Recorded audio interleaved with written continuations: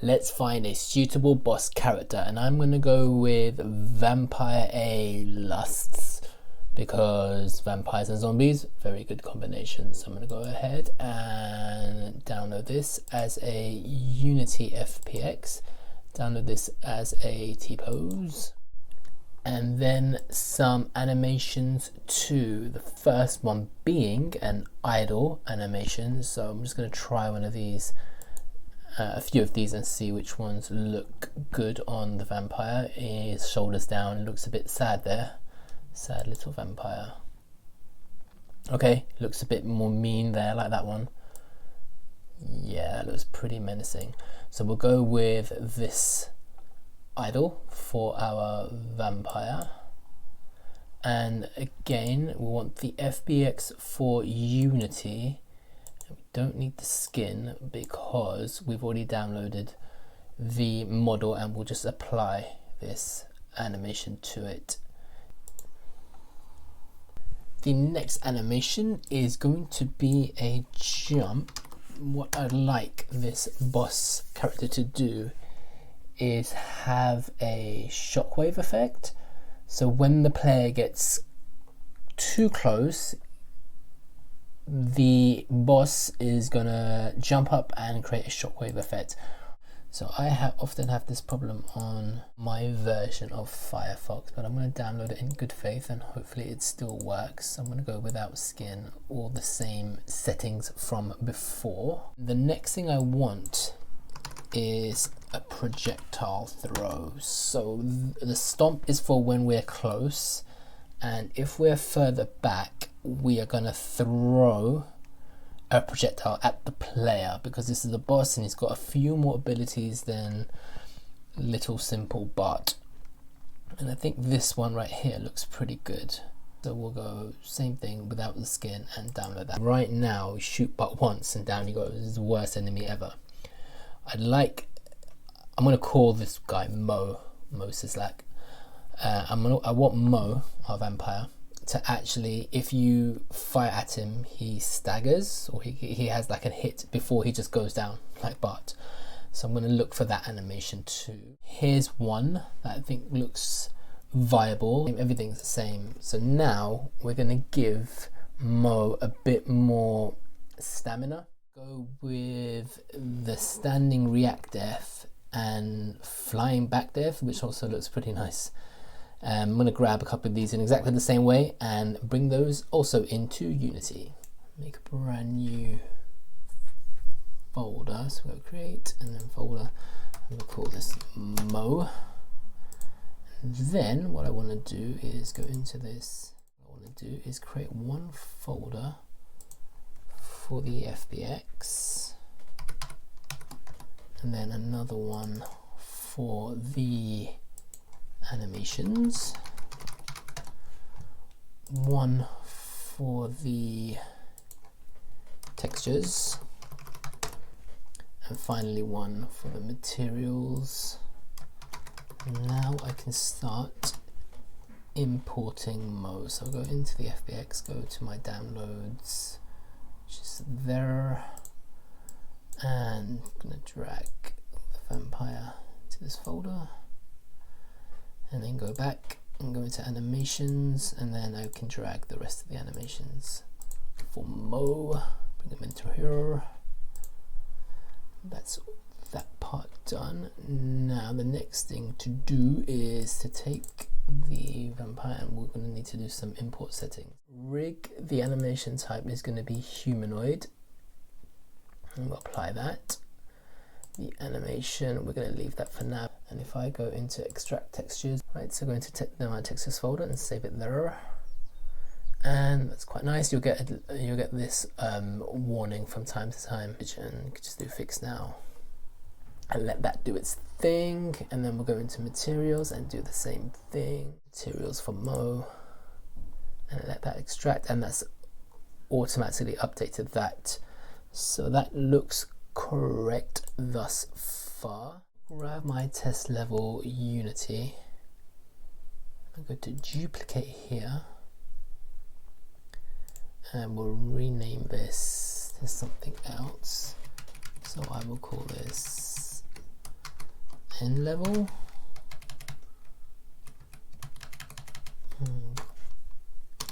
There. Okay, so that should have everything that test level has, and then I can just, it'll be easier to modify it that way rather than starting afresh. So if I go into end level, I should have everything should be exactly the same. Don't need Bart in this one. Bye bye Bart. So if I go into monsters and say bye bye, off he goes. And I want a bit more space because we're going to have projectiles and things happening. So I'm going to modify this layout to be a bit more roomy. I'm just going to get rid of all this piping and whatever else the warehouse has. So it is going to look bare, but hopefully Mo's ability to throw stuff and to stamp his feet will make up for the bareness of this level. I might keep some of this stuff here. And we've got some sort of overhanging pipe. And maybe I'll keep these crates here because we can maybe use it as a shield. See how that works out. So when Mo is throwing his projectiles at us, maybe there's a game mechanic that works where we can use some of this stuff tactically. So if I go into monsters, so now I've got Mo, and I'm just going to drag him and just see what that looks like as an initial. Put him a bit further back. He's facing the wrong direction, so let's fix that. Make that 180. Now he's facing us. Want him to be slightly larger, and just to intimidate the player a bit more. So we go to scale and just make him slightly bigger. Oh, that's nothing. So that was great. Okay, because I'm scaling the wrong thing. Yeah. Okay, that looks reasonable. So if I head over to my animations folder for Mo, I want to make a controller. So I will say Mo anim controller.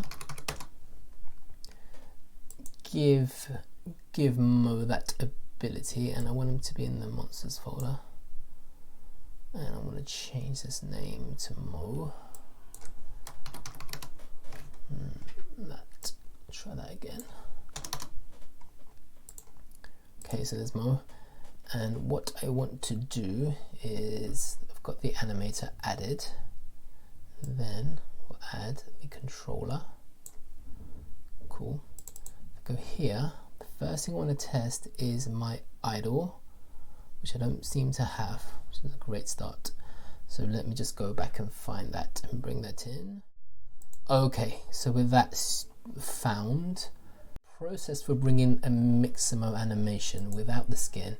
So you go to rig, and now because I made Mo a humanoid, this also has to be a humanoid, and this I need to change from this model to copy, and now I need to select the avatar for Mo, which is this, which was the vampire, not the zombie. So if I choose that and hit apply, then I can go to the animation, and I should have this animated. I drag the entry into that.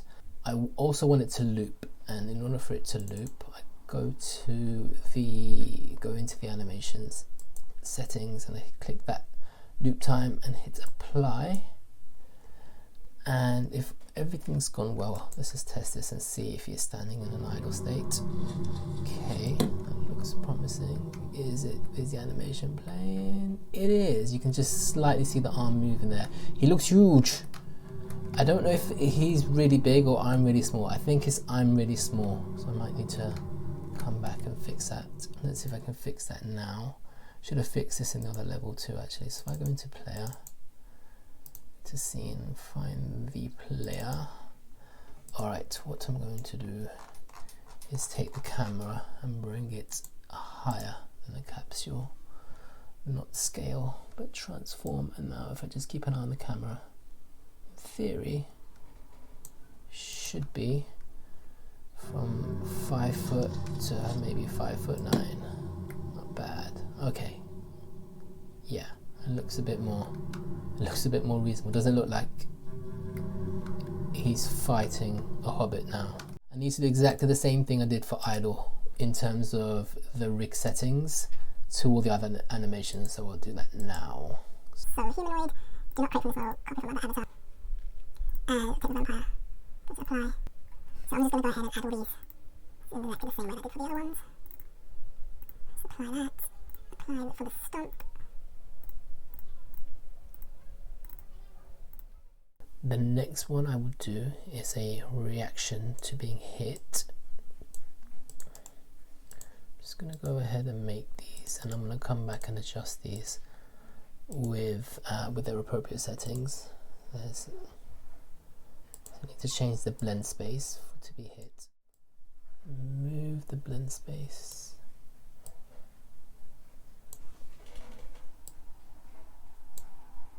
To be a much shorter period of time. Okay. So I'm just gonna make this bigger. I don't know why he's turned into a ghost, but he has. The other thing I want to do is actually change the speed, because I think this is quite slow. Let's find the speed of this animation there. So let's double the speed. So I just went in there, do that. There should be an apply. So, and very, very similar to what we did with Bart here. We're just gonna make some triggers, and we'll call this hit. In fact, let's make the triggers now. So let's go with dead forward, and then we'll have dead backward.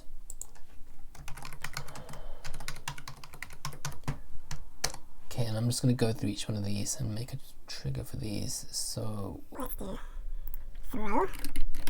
So we'll throw a projectile, and then let's do stomp. We'll stomp on the ground, make a huge shockwave that takes out everything in our path.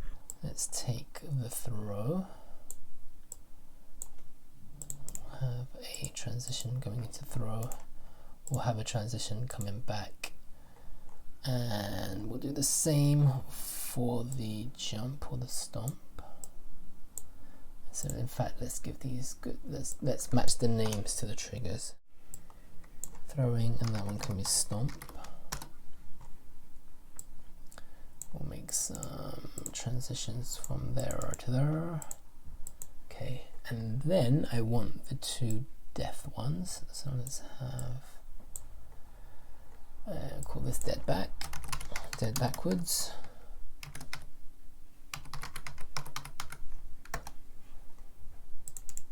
Now this one, there won't be a return to idle, because when you're dead, you don't go back to idle. And we'll have a dead forward 2, so that's that one. And very similar to make transition. Go and set up these triggers. So that one is going to be the hit trigger. Nice and simple, and then no trigger needed to come back.